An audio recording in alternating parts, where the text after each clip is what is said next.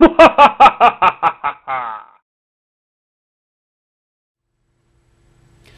class, got a special lesson for you today. We're going to be looking at DC Universe Classics, Wave 17, figure number 4, Indigo Lantern Atom. You can see him there with his walking stick with all of his cool paint and still got the red pants, and he's got some weird, I don't even know what the hell you call that. Anyways, we're going to have a look at him here in the packaging real quick. We've got the Indigo emblem there, which I think their fuel is empathy. I can't really remember off the top of my head. I'm sure the back of the package will tell us, though. It includes a collect and connect figure piece, which is a right arm, which is good.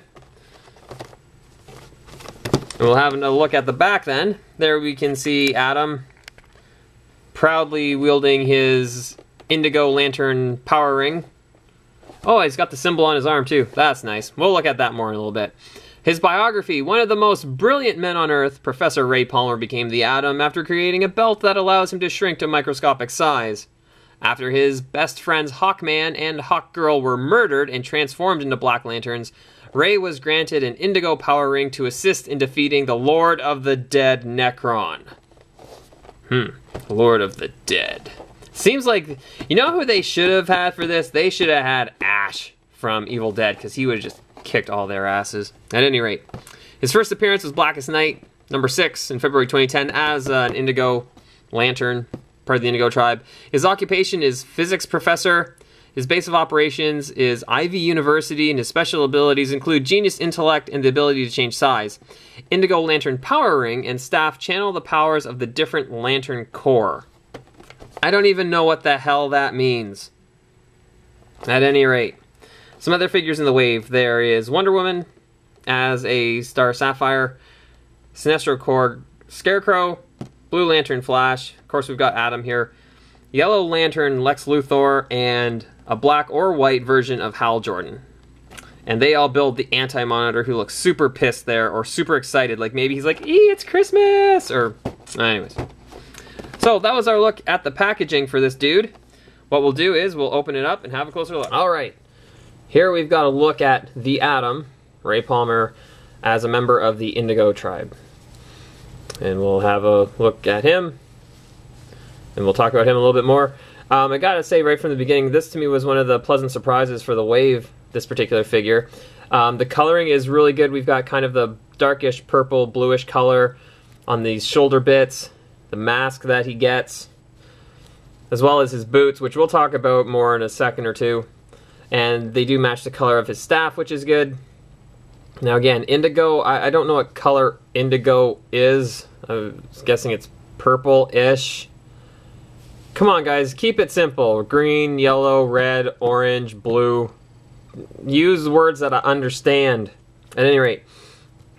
But the sculpt on this figure is also very nice. You can see we've got the chain that's got the Indigo tribe emblem on it. His hair is really well done. Someone spent a fair bit of time on that, and according to the Evil Wife, he has cool hair too, not douche hair that we'll see a little bit later on. This shoulder bit, I don't even know what that's for, but you know what, it's a separate piece, and it looks like it was pretty well done.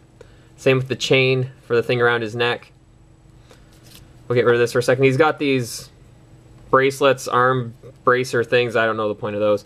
They did put the ring on his hand, which is nice. I'm wondering if it's probably the exact same mold individually for the hand as we saw for the Flash.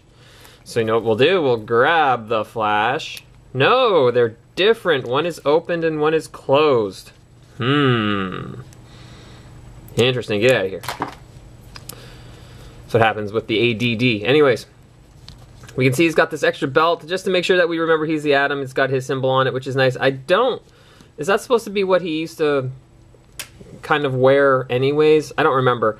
These extra silver bits, they look alright. I'm not sure what they're supposed to be. I think they're in relation to his powers or abilities as the Atom, but I don't really remember. I don't know the point of this little skirt bit here. And the boots! The boots! They're so funny. I don't know, again, if these are part of his original costume before. I hope not, but congratulations. All you need is a parrot and yarr, you're a pirate. Those boots are pretty outrageous. Especially with the white band going around them. Like, is that to hold them together? fashion statement, I don't know. And the rest of his legs, actually, there's really nothing special about them. That's just standard DCUC molding there. Same with actually a lot of his arms and torso, but they've added bits to it, which is not bad. I have to say, I do like that. And in terms of the coloring and the detail, so far with this one, the paint application is not too bad. His face looks all right. I don't see a lot of really, really bad paint on this one, which is good. And the other thing I like about it is the fact that besides he's got the emblem here, it's like he's got it tattooed on his front, it's on his back, and he's got it on both of his arms. Like, he's making sure everybody knows, hey, I'm part of this Indigo tribe group, and, you know, represent and all that kind of good stuff.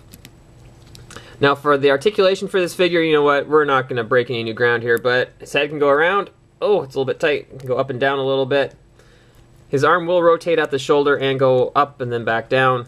We can rotate it there at the upper arm. The elbow bends, and we can rotate the hand at the wrist. He's got that joint here, so we can go up and down. And you can see where, yeah, they basically kind of put it together like that, and I think put the circle on it. Because, you know, there's the circle there, and then there's that bit. I don't think there's a whole lot we can do about that, because really, how do you make paint on a figure stretch? The legs, or sorry, the waist, we can rotate all the way around, which is good, despite the fact having that belt here, which makes it a separate piece, or actually maybe it's built on the lower half.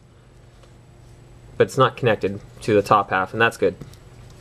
The legs, oh, at the hip, sorry, can go out, we can go forwards and back. We can bend at the knee, we can rotate here at the thigh, oh, jeez. And then his boot will go forward and backwards on that ankle joint there. Again, not really breaking new ground there, pretty standard. But altogether, not too bad. And the joints are pretty good on this one, which is nice. Now, Adam here does come with a couple of accessories. The first and foremost being this staff, and I think, if memory serves, all the members of the Indigo tribe had a staff that was either this or something similar. But the one thing, and I can't remember for sure, I'm sure somebody will correct me, but I'm thinking, where the hell is this goddamn power battery? And I think the evil wife suggested, first of all, doesn't the staff kind of contain the power battery or something like that? And she may be right. I don't really remember. But even still, I would have liked a power battery for him to hold on to. If it's the case where, yeah, it's housed within the staff, I guess that makes sense. But I still would have liked one. I guess it's just a minor gripe. I think all of the characters from this wave should have come with a power battery. A number of them did, as we'll see, some of them don't. But that, I guess, you know, with him we'll live with it. And I like the fact how well he can hold on to this thing.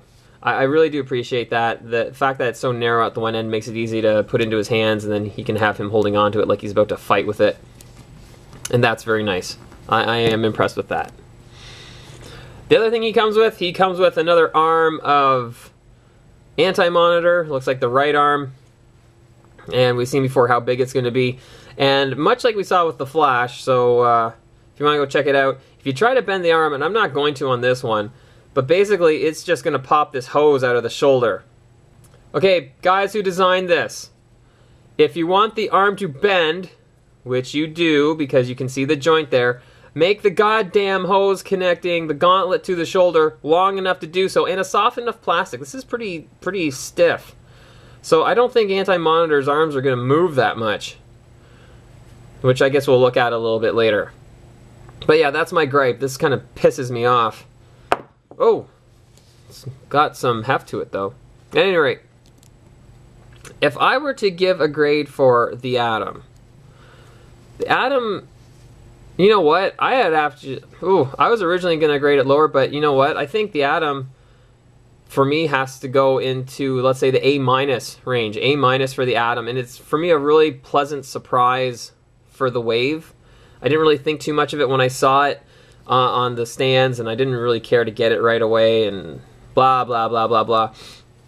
But I am decently impressed with this figure. He's got character. It's not just a standard DCUC. I mean, I know they start off with it, but they've added a lot of bits. He looks good. The paint on at least this one is pretty good. His accessory is alright. I do wish he came with a lantern battery, a power battery, but, you know, be that as it may. So yeah, this is actually a surprising figure for the wave. Not my favorite from the wave, but pretty close up there for just how good it is in terms of the detail of the paint, and it just looks all right.